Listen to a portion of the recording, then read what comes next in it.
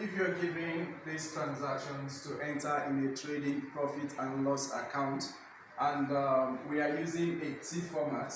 Now this is my heading, Cora and Sons Limited Trading Profit and Loss Account, which is the account we are entering, and for the year ended, when the accounting transaction, when the annual year ended, and we are using 31st/12/2020, which is in the question for the year ended 31st/12/2020.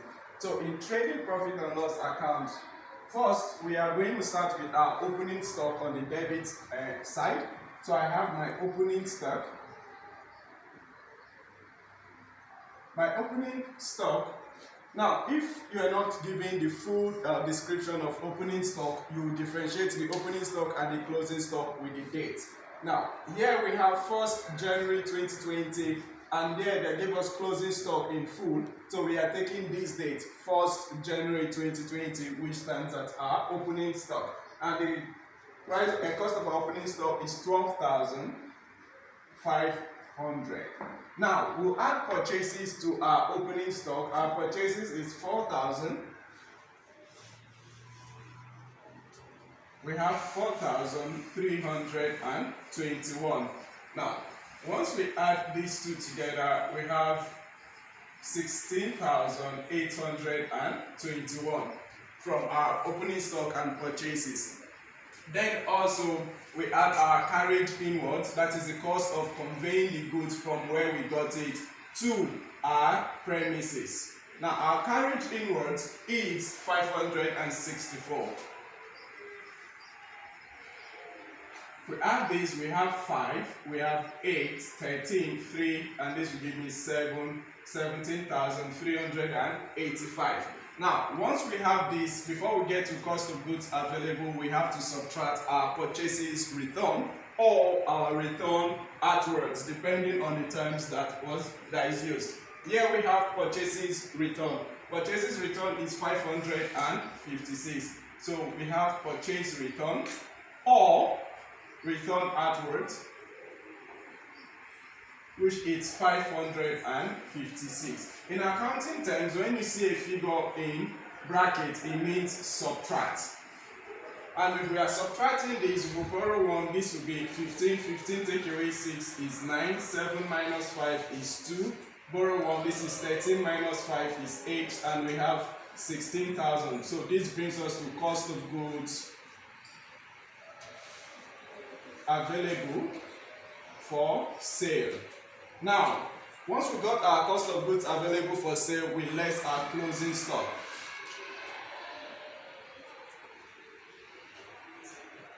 Our closing stock, from the question at the top, we have closing stock up there.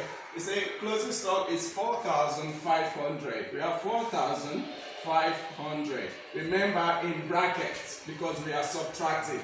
9 minus 0 is 9, 2 minus 0 is 2, 8 minus 5 is 3, 6 minus 4 is 2, we'll bring this down, 12,329. This gives us cost of goods available for sale.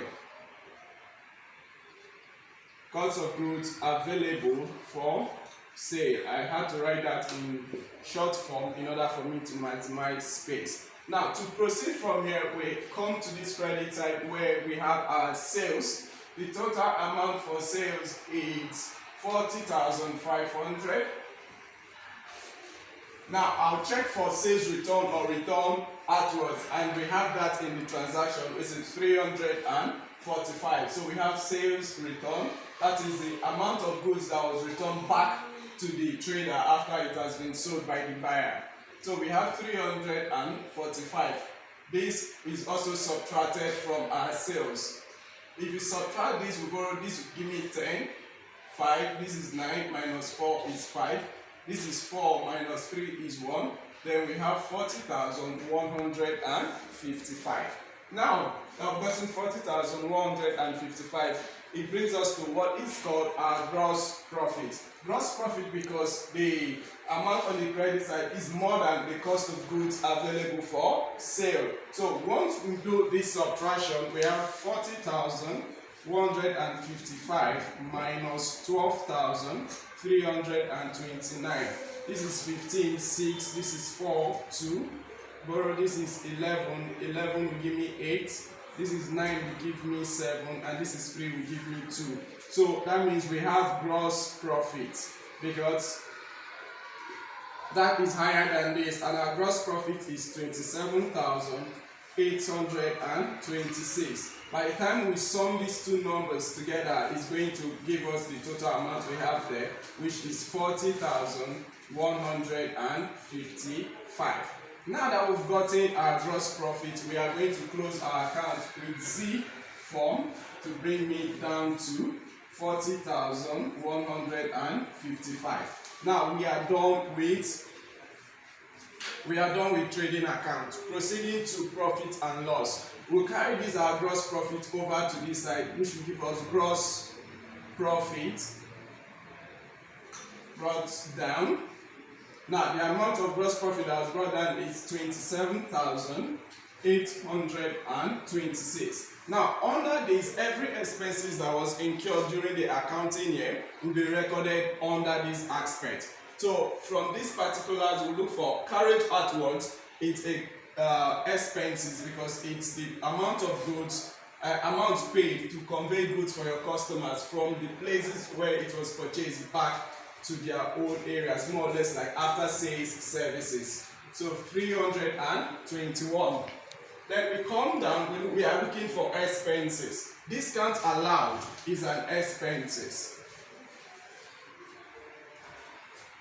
Discount allowed is 330. Then we have rent and rate. Rent and rate is 410. We have transportation. Transportation is 120. We have bad debts, which is irrecoverable debt. Bad debts is 400. Now, okay, we don't have any other expenses. Now we have discount received. Discount received is an income because it increases the value of what you have. So we add it to our gross profit. Here we have discount received. So any receivable is put under the gross profit and we sum it up together. So this is 450. Now if I add these two together, this will give me 6, this will give me 7, this will give me 12, 2, this will 8, 2. Now I can easily add all these and subtract from it. So let's just do the sum to make it easier. This will give me 1, this is 5, 6, 7, 8. This is 6, 10, 11, 15, which gives us 1,581. Seeing that this is higher than this, so we are going to subtract it from there. So I have 28,276. Subtract the total expenses, which is 1,581. This is 5. We borrow. This is 17 minus 8 is 9.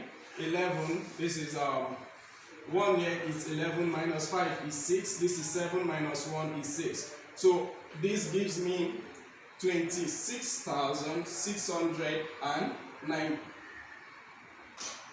Sorry, this is 26,695.